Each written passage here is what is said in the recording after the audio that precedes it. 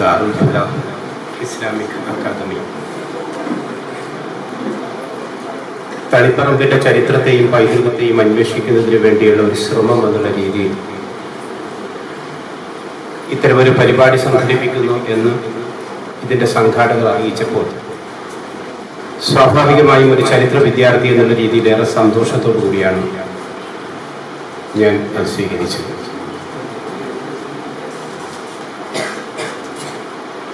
ഈ കാലഘട്ടത്തിൽ ചരിത്രം എന്നത് പൊതുവെ ആർക്കും വേണ്ടാത്തൊരു വിഷയമായി മാറിക്കൊണ്ടിരിക്കുന്ന കാലമാണ്. പല കാരണങ്ങൾ കൊണ്ടാണ്. അതിലേക്കൊന്നും ഞാനിപ്പോൾ കടക്കുന്നില്ല. എങ്കിലും നമ്മുടെ നാട്ടിൽ ഓരോ പ്രദേശത്തിൻ്റെയും ചരിത്രം പുനർനിർമ്മിക്കുന്നതിന് വേണ്ടിയുള്ള ശ്രമങ്ങൾ പലയിടങ്ങളിലായിട്ട് നടന്നു വരുന്നു. കേരളത്തിൽ പ്രത്യേകിച്ചും കഴിഞ്ഞ നൂറ്റാണ്ടിൻ്റെ അവസാന ദശകം മുതൽ 1990 ഒരു പകുതി മുതൽ കേരളത്തിൽ അങ്ങോളം ഇങ്ങോളം കണ്ടുവരുന്ന ഒരു പ്രവണത പ്രാദേശിക ചരിത്രം നിർമ്മിക്കുക എന്ന് പറയുന്നതാണ്. ആ പ്രാദേശിക ചരിത്ര നിർമ്മിതിയെക്കുറിച്ചും അതിലടങ്ങിയിരിക്കുന്ന ചില പ്രശ്നങ്ങളെ സംബന്ധിച്ചും ചില ചതിക്കുഴികളെ കുറിച്ചുമൊക്കെ അറിഞ്ഞെങ്കിൽ മാത്രമേ നമുക്കും അതുപോലെ ഒരു പ്രദേശത്തെ എടുത്തുകൊണ്ട്, തളിപ്പറമ്പ് എന്ന് പറയുന്ന പ്രദേശത്തെ എടുത്തുകൊണ്ട് അതിൻ്റെ സംസ്കാരത്തെയും അതിൻ്റെ ചരിത്രത്തെയും അന്വേഷിക്കാൻ സാധിക്കുകയുള്ളൂ. അല്ലെങ്കിൽ അത്തരത്തിലൊരു മുന്നൊരുക്കം നമ്മുടെ ഈ അന്വേഷണത്തിന് ആവശ്യമാണ്. അതുകൊണ്ട് തന്നെ ഞാൻ എൻ്റെ സംഭാഷണത്തെ 2 ഭാഗങ്ങളായിട്ട് തിരിച്ചിരിക്കുകയാണ്. ഒന്ന്, ഈ പ്രാദേശിക ചരിത്രം എന്ന് പറയുന്നത് എന്താണ്, അത്തരത്തിലുള്ള അന്വേഷണം നടത്തുമ്പോൾ നമ്മൾ ശ്രദ്ധിക്കേണ്ടുന്ന കാര്യങ്ങൾ എന്തൊക്കെയാണ് എന്നുള്ളത്. അത് കഴിഞ്ഞ് തളിപ്പറമ്പിന്റെ ആദ്യകാല ചില പരാമർശങ്ങളെ സംബന്ധിച്ച് മനുഷ്യാധിവാസത്തെ സംബന്ധിക്കുന്നതിനുള്ള കുറച്ച് കാര്യങ്ങൾ കൂടി പറയാം. പ്രാദേശിക ചരിത്രം ഞാൻ അല്പം മുമ്പ് സൂചിപ്പിച്ചതുപോലെ നാം സാധാരണ കേൾക്കുകയും വായിക്കുകയും പഠിക്കുകയും ചെയ്യുന്ന ചരിത്രത്തിൽ നിന്നും തികച്ചും വ്യത്യസ്തമാണ്. നാം ഒരുപാട് ചരിത്രം പഠിച്ചിട്ടുണ്ടാകാം, ഒരുപാട് ചരിത്ര പുസ്തകങ്ങൾ ലൈബ്രറികളിൽ കണ്ടിട്ടുണ്ടാകും നമ്മൾ. പക്ഷെ അതിൽ നിന്നൊക്കെ തികച്ചും വ്യത്യസ്തമാണ് പ്രാദേശിക ചരിത്രം എന്ന് പറയുന്നത്. ചരിത്രം ഒരു പഠന ശാഖ എന്ന രീതിയിൽ വളർന്നു വന്നത് നേഷൻ സ്റ്റേറ്റ് അഥവാ ദേശരാഷ്ട്രങ്ങളെ, രാജ്യത്തെ ചുറ്റിപ്പറ്റിക്കൊണ്ടാണ്. ഈ ചരിത്രത്തിലെ ഏത് പ്രക്രിയയും, ചരിത്രം ഞാൻ നേരത്തെ സൂചിപ്പിച്ചതുമായ ഒരു ഡിസിപ്ലിൻ എന്നുള്ള രീതിയിൽ വളർന്ന കാലഘട്ടം മുതൽ അന്വേഷിച്ചിരുന്നത്, ഏത് പ്രക്രിയയും വിശകലനം ചെയ്തിരുന്നത് ഒരു രാജ്യത്തിന്റെ കഥയിലൂടെയാണ്. ഇപ്പൊ ഇന്ത്യൻ സ്വാതന്ത്ര്യ സമരം നമ്മൾ കേൾക്കാറുണ്ട്, ഫ്രഞ്ച് വിപ്ലവം, ഇറ്റാലിയൻ നവോത്ഥാനം, എല്ലാം രാജ്യത്തിന്റെ കഥയിലൂടെ അവിടെ നടന്ന കാര്യങ്ങളെ നോക്കിക്കാണുക എന്ന് പറയുന്നതാണ് ചരിത്രത്തിന്റെ ഒരു പൊതുവായിട്ടുള്ള പ്രവണത, കഴിഞ്ഞ കുറെ നൂറ്റാണ്ടുകളായിട്ടുള്ള പ്രവണത എന്ന് പറയുന്നത്. അത്തരമൊരു രീതിശാസ്ത്രത്തിന്റെ, അത്തരമൊരു നോക്കിക്കാണലിന്റെ തകരാറെന്ന് പറയുന്നത് അതിനൊരിക്കലും പ്രദേശം ഉണ്ടാകില്ല, നമ്മുടെ പ്രദേശം അതിനകത്തുണ്ടാകില്ല. എത്ര വലിയ ഇന്ത്യയിലെ ചരിത്രം എടുത്ത് നോക്കിയാലും അതിൽ നമ്മുടെ തളിപ്പറമ്പ് ഉണ്ടാകില്ല. എന്തിനധികം നമ്മുടെ കേരളം പോലും ഉണ്ടാകില്ല. നിങ്ങൾക്കറിയാവുന്ന സംശയപ്പെട്ട് ചെടുത്ത് നോക്കാം. അതുകൊണ്ട് ദേശരാഷ്ട്രങ്ങളെ ചുറ്റിപ്പറ്റിക്കൊണ്ട് കേന്ദ്രീകരിച്ചുകൊണ്ടുള്ള ചരിത്ര നിർമ്മിതിയുടെ ഏറ്റവും വലിയൊരു പോരായ്മത, പരിമിതി എന്ന് പറയുന്നത് അതിന്റെ അജണ്ടയിൽ ഒരിക്കലും ലൊക്കാലിറ്റി, ഈ പ്രദേശം എന്ന് പറയുന്നത് ഇല്ല എന്നുള്ളതാണ്. എന്നാൽ നമ്മുടെ പ്രദേശത്ത് മനുഷ്യൻ നൂറ്റാണ്ടുകളായിട്ട് താമസിക്കുന്നുണ്ട്. അവന്റെ ജീവിതത്തിൽ, അവന്റെ ഭക്ഷണ രീതിയിൽ, അവന്റെ വേഷവിധാനത്തിൽ, മതവിശ്വാസത്തിലൊക്കെ മാറ്റങ്ങൾ സംഭവിക്കുന്നുണ്ട്. ആ മാറ്റങ്ങളെ അടയാളപ്പെടുത്തലാണ് ചരിത്രമെങ്കിൽ നമ്മുടെ പ്രദേശത്തിന്റെ ചരിത്രവും അടയാളപ്പെടുത്തേണ്ടതാണ്. അപ്പൊ ഈ നേരത്തെ സൂചിപ്പിച്ച ദേശരാഷ്ട്രങ്ങളുടെ കണ്ണിലൂടെ ചരിത്രത്തെ അടയാളപ്പെടുത്തുന്ന പ്രവണതക്ക് ഒരു വലിയ പരിമിതിയുണ്ട്. ആ പരിമിതിയെ മറികടക്കുന്നതിന് വേണ്ടിയാണ് ലോകത്തിന്റെ പല ഭാഗങ്ങളിലും എന്ന പോലെ പ്രാദേശിക ചരിത്രം എന്ന് പറയുന്ന local history, history of locality, പ്രദേശത്തിന്റെ ചരിത്രം എന്നുള്ള രീതിയിൽ വരുന്നു. ആദ്യം പറഞ്ഞതിന് നമുക്ക് വേണമെങ്കിൽ ഒരു വലിയ നേരേക്ക് ബൃഹദാഖ്യാനം എന്നൊക്കെ വേണമെങ്കിൽ പറയാം സൈദ്ധാന്തികപരമായിട്ട്. അങ്ങനെയാണെങ്കിൽ ഇതൊരു ലഘുവാഖ്യാനമാണ്. ചെറിയ രീതിയിൽ നമ്മുടെ പ്രദേശത്തിന്റെ ചരിത്രത്തെ നോക്കിക്കാണാൻ ശ്രമിക്കാം. പക്ഷെ ഇത് രണ്ടും തമ്മിൽ വലിയ വ്യത്യാസം. ഞാൻ നേരത്തെ പറഞ്ഞ വലിയ ഒരു രാജ്യത്തിന്റെ ചരിത്രം എടുത്ത് നമ്മുടെ പ്രദേശത്തെ കുറിച്ച് അന്വേഷിക്കാൻ പോയാൽ അതിനകത്ത് അത് കാണില്ല എന്ന് പറഞ്ഞു. കാരണം ലോക്കാലിറ്റി എന്ന് പറയുന്നത്, പ്രദേശം എന്ന് പറയുന്നത് അവരുടെ അജണ്ടയിൽ ഇല്ലാത്തതാണ്. അതുകൊണ്ട് പ്രാദേശിക ചരിത്രം എന്ന് പറയുന്ന ഒരു ചരിത്ര രചനാ പ്രവണത ഈ അടുത്ത കാലത്ത് 20-ാം നൂറ്റാണ്ടിന്റെ അവസാനത്തിൽ ശക്തിപ്പെട്ടു വന്നത് ഏതൊരു പ്രദേശത്തിൽ അതിൻ്റെതായ ചരിത്രപരവും സാംസ്കാരികപരവുമായ ഒരു തനിമയുണ്ടല്ലോ. അവിടെ നടക്കുന്ന ഏത് പൊതുപ്രവർത്തനത്തിന്റെയും അന്തർധാരയിൽ ഈ തനിമക്ക്, ചരിത്രപരവും സാംസ്കാരികപരവുമായ തനിമക്ക് വലിയ പങ്കുണ്ട് എന്ന തിരിച്ചറിവിൽ നിന്നുമാണ് ഇത്തരത്തിലുള്ള ഒരു അന്വേഷണം നമ്മുടെ നാട്ടിലൊക്കെ ആരംഭിക്കുന്നത്. ഏതൊരു പ്രദേശത്ത് എന്ത് നടന്നാലും ശരി, അവിടുത്തെ ചരിത്രപരമായ, സാംസ്കാരികപരമായ, സാമൂഹ്യപരമായ തനിമ അതിനടിയിൽ കാണാൻ പറ്റും. അത് വികസന പ്രവർത്തനങ്ങളായിരുന്നാലും. ഉദാഹരണത്തിന് നമ്മുടെ നാട്ടിൽ ജനകീയ ആസൂത്രണവുമായി ബന്ധപ്പെട്ടാണ് ആദ്യമായിട്ട് ഒരു പ്രദേശത്തിന്റെ ചരിത്രത്തെ, സംസ്കാരത്തെ വികസന റിപ്പോർട്ട് എന്ന് പറയുന്ന ഒരു അടയാളപ്പെടുത്താൻ ശ്രമിച്ചിരുന്നു. നിങ്ങൾ ചിലപ്പോൾ കൂടുതൽ ആളുകൾ കേട്ട് കാണില്ല.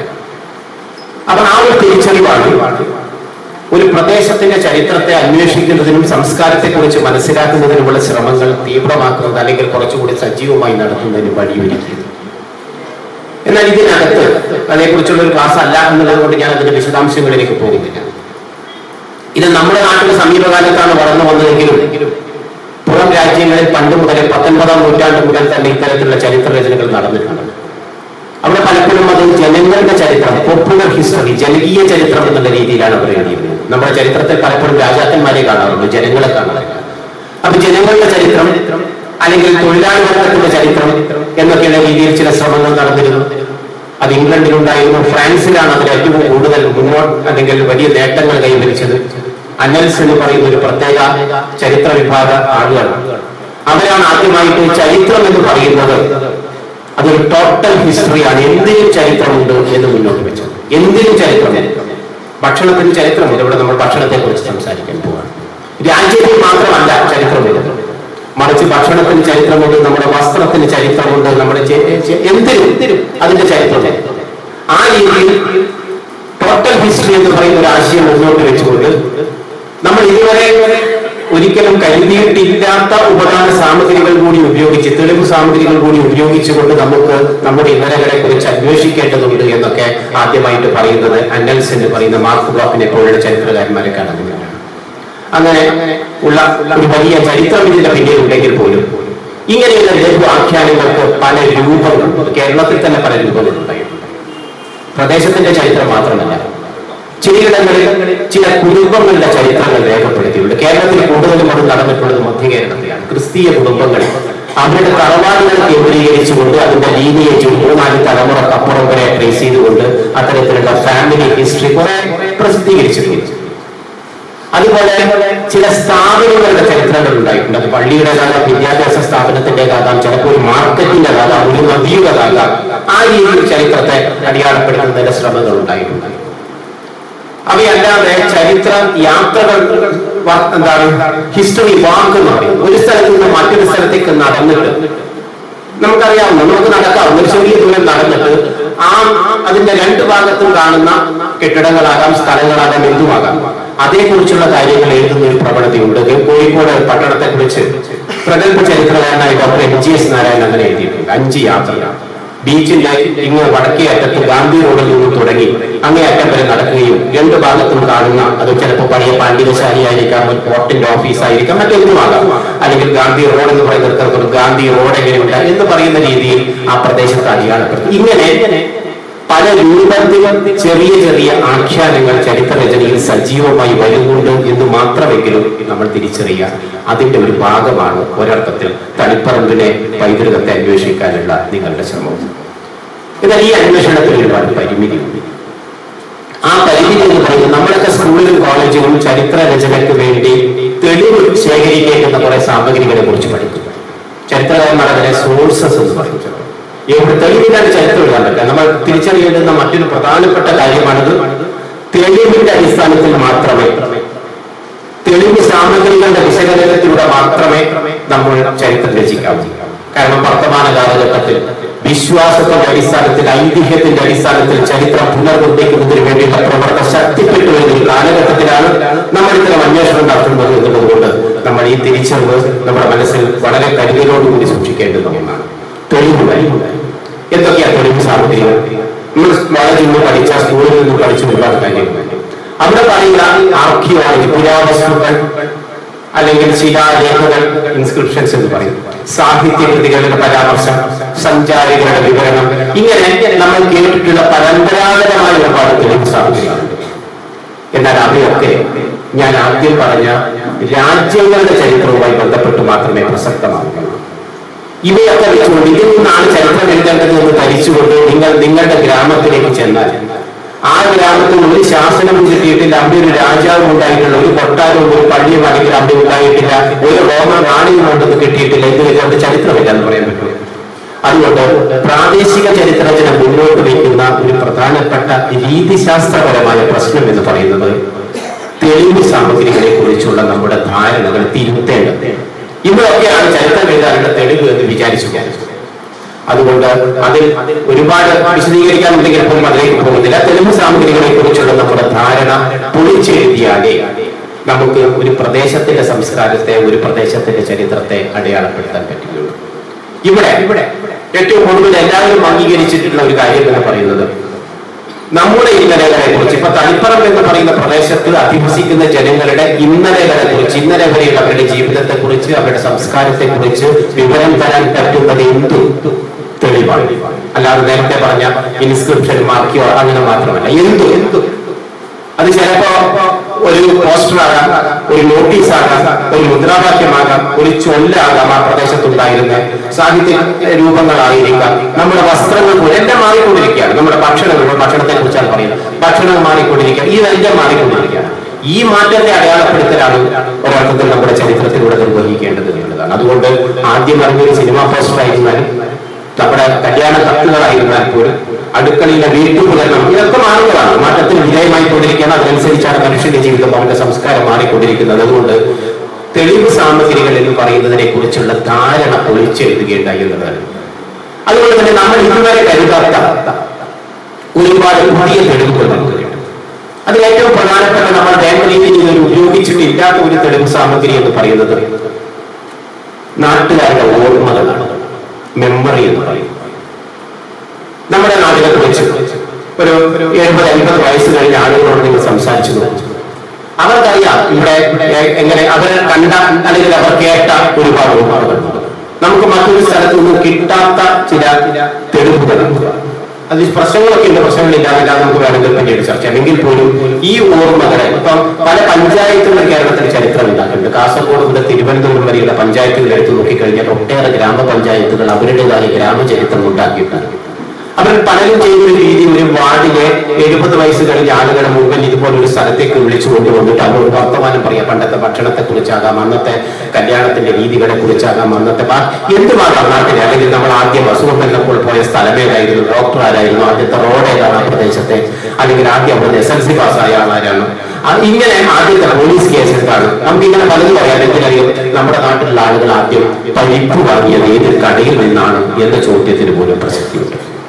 കാരണം അത് ഇവിടെ ഉണ്ടാക്കാത്ത ഒരു സാധനമാണ്, അത് വരുന്ന ഒരു റൂട്ട് ഇന്ന ആളുടെ കടയിലാണ്. അത് ഒന്ന് പറഞ്ഞു കഴിഞ്ഞാൽ നമുക്ക് നമ്മുടെ പ്രദേശത്തിന്റെ വ്യാപാരത്തെ സംബന്ധിക്കുന്ന വളരെ പ്രധാനപ്പെട്ട ചില തെളിവുകളാണ്. അതുകൊണ്ട് ഇത് ഓർമ്മകളെ നമ്മൾ വേണ്ട രീതിയിൽ അടയാളപ്പെടുത്തുകയോ ശേഖരിക്കുകയോ ചെയ്യണം. അതിൽ ഒരുപാട് പ്രശ്നങ്ങളുണ്ട്, പലരും പല രീതിയിലാണ് ഓർക്കുക.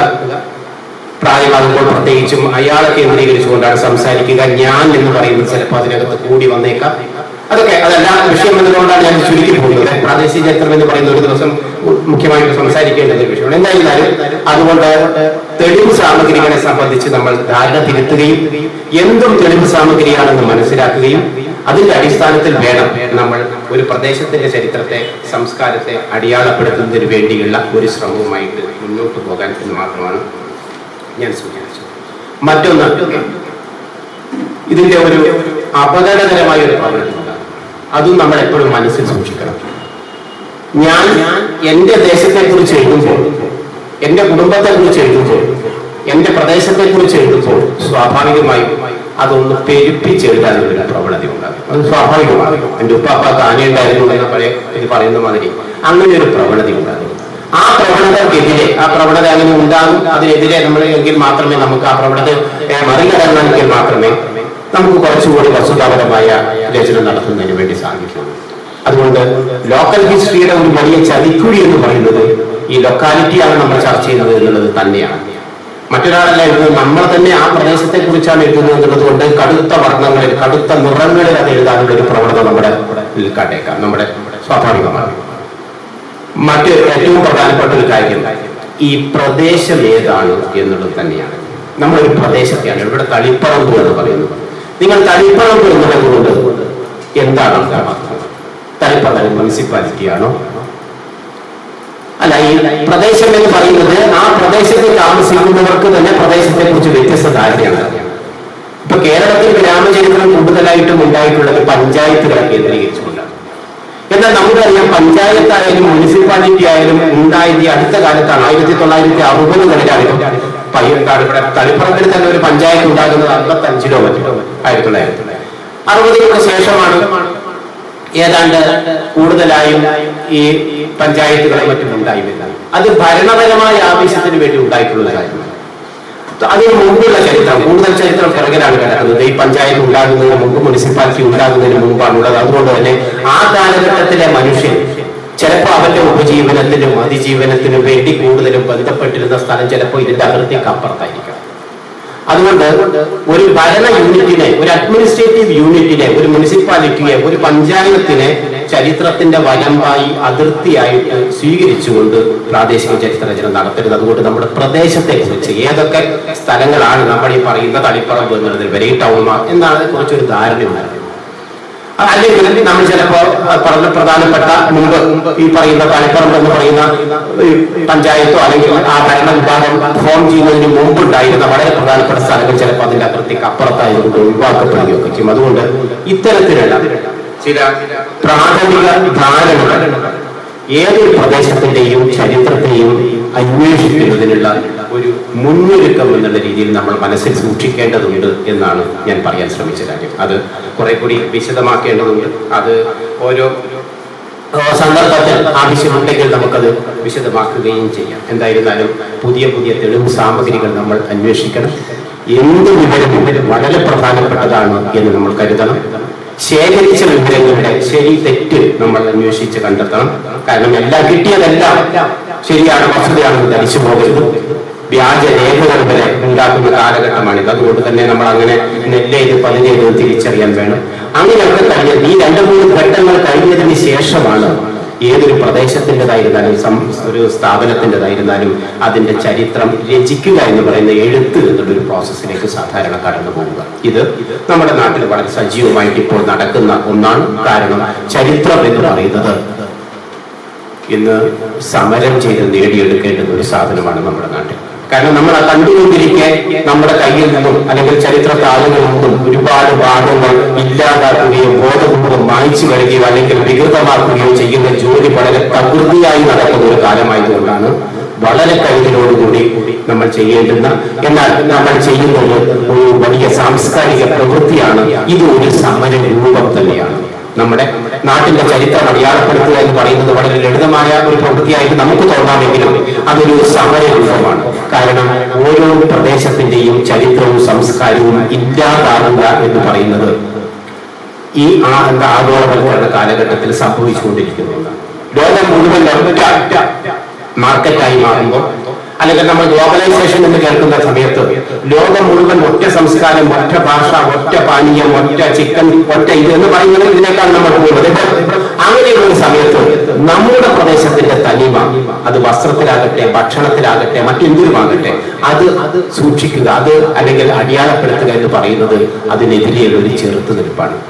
ഇത് നമ്മുടെ നാട്ടിൽ വളർന്നുകൊണ്ടിരിക്കുന്ന വർഗീയതക്കെതിരെയുള്ള ഒരു ചെറുത്തുനിൽപ്പ് കൂടിയാണ്. നമുക്കറിയാം, ഇപ്പോൾ നമ്മൾ ഭരിക്കുന്ന സർക്കാരുകൾ പോലും പറയുന്നത്, അല്ലെങ്കിൽ ഔദ്യോഗികമായി ഉണ്ടാക്കപ്പെടുന്ന ചരിത്രത്തിൽ പറയുന്നത്, ചില കാലഘട്ടങ്ങൾക്ക് ഇന്ത്യയുടെ ചരിത്രത്തിൽ അത് മതസ്പർദ്ധയുടെ കാലഘട്ടമാണ്, ഇരുണ്ട കാലഘട്ടമാണ്, അതുകൊണ്ട് അത് പഠിക്കേണ്ടതല്ല. എന്നാൽ നമ്മുടെ പ്രദേശത്തിന്റെ ചരിത്രം അടയാളപ്പെടുത്തുന്നതിലൂടെ, പ്രാദേശിക ചരിത്രം നിർമ്മിക്കുന്നതിലൂടെ നമുക്ക് ധൈര്യപൂർവ്വം അല്ലെങ്കിൽ അവർ തെളിവിന്റെ അടിസ്ഥാനത്തിൽ അവരോട് പറയാൻ പറ്റും, നിങ്ങൾ ഈ പറയുന്നത് എന്റെ പ്രദേശത്തിലെങ്കിലും ബാധകമല്ല. ഇവിടെ നോക്കൂ, നിങ്ങൾ പറയുന്ന കലാപം അല്ലെങ്കിൽ മതവൈര്യം, മതശത്രുത, വർഗീയ ലഹള നടന്ന കാലഘട്ടത്തിൽ ഇവിടെ ഏകോദര സഹോദരങ്ങളെ പോലെ നിങ്ങൾ കഴിഞ്ഞിരുന്നു എന്ന് തെളിവിന്റെ അടിസ്ഥാനത്തിൽ നമുക്ക് അടയാളപ്പെടുത്താൻ പറ്റും. അതുകൊണ്ട് തന്നെ അത് അത്തരത്തിലുള്ള വലിയ മാനങ്ങളുള്ള ഒരു പ്രക്രിയയാണ് നമ്മൾ ചെയ്യുന്നത് എന്നുകൂടി ഓർമ്മിപ്പിച്ചുകൊണ്ട് ഞാൻ ഈ രണ്ടാമത്തെ ഭാഗം എന്ന് പറഞ്ഞ തളിപ്പറമ്പിനെ കുറിച്ചുള്ള കുറച്ച് കാര്യങ്ങൾ കൂടി പറഞ്ഞ് നമ്മുടെ പേപ്പർ പ്രസന്റേഷൻ ചെയ്യും. സമയത്തിനൊരു പരിമിതി ഉണ്ട്. തളിപ്പറമ്പ്